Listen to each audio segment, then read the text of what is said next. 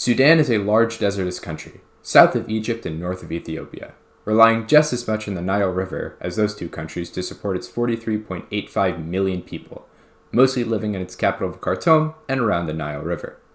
Due to its position between the Arabic cultures and people in the north and the more traditional African culture and people to the south, Sudan became a home to a multi-ethnic and multicultural group of people.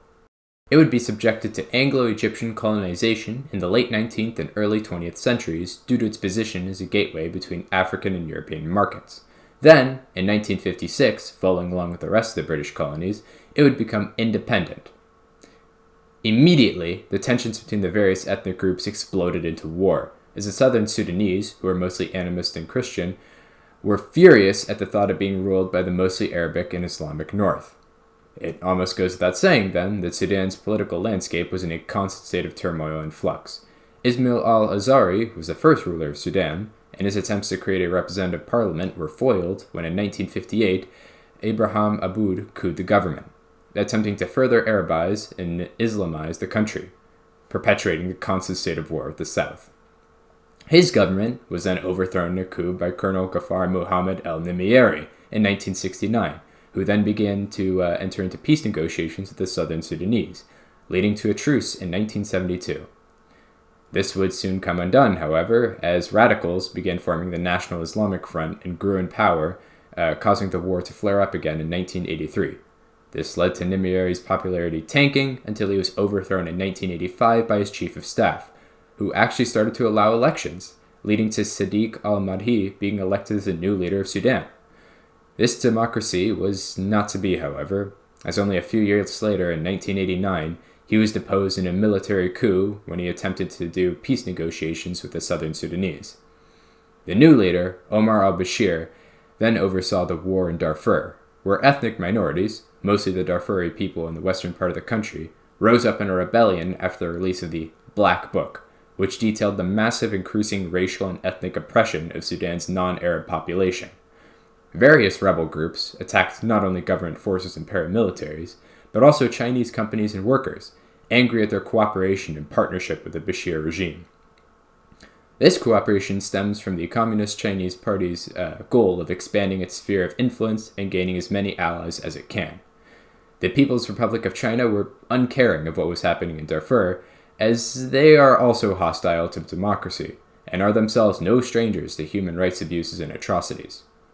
In Darfur, as a response to this rebellion, several paramilitaries and government forces began what is now known as the first genocide of the 21st century, causing half of the 6.2 million Darfuri their lives or their homes as they fled the country.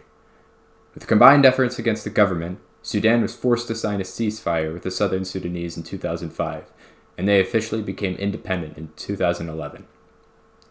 And then in 2019, the war with the rebels and increasing protests and outrage from the public finally caused Omar al-Bashir to be ousted from the government in a coup by the military. The military quickly began working with civilian leaders to establish a transitory government with civilian and military leaders until elections where a full civilian government could be established.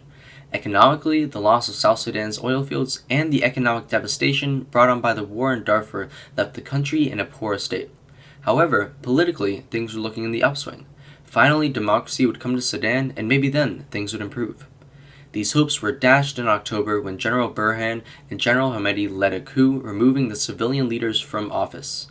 General Burhan has always been a part of the military aspect of the government, while Hamedi is the leader of the paramilitary group known as the Rapid Support Forces, a group who took part in the Darfur genocide.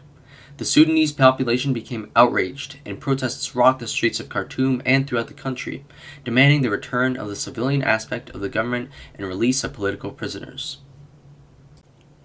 The response from the international community was overwhelmingly against the military, the most notable exception being China, whose official statement would be that it would observe the situation and protect Chinese assets.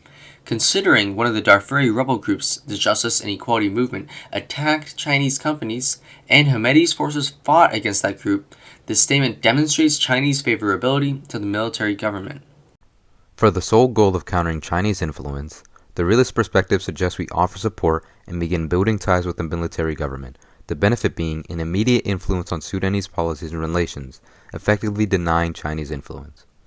The Sudanese people, as well as our allies, however, would see this as hypocritical for democracy to do, and would therefore become reluctant to work with us, especially as America is now being seen as a backsliding democracy. The simplest option is to condemn the government and pull investment. It is the easiest to do politically and allows us to cut out losses and focus our resources on more strategically important regions. Should the Sudanese succeed in returning the transitional government on their own, then this approach would require the least amount of resources and political capital. The last option would be to condemn the Sudanese military and immediately begin working with civilian leaders to return Sudan back to a democratic state. This could result in an American allied democracy with political rights and representation for the people.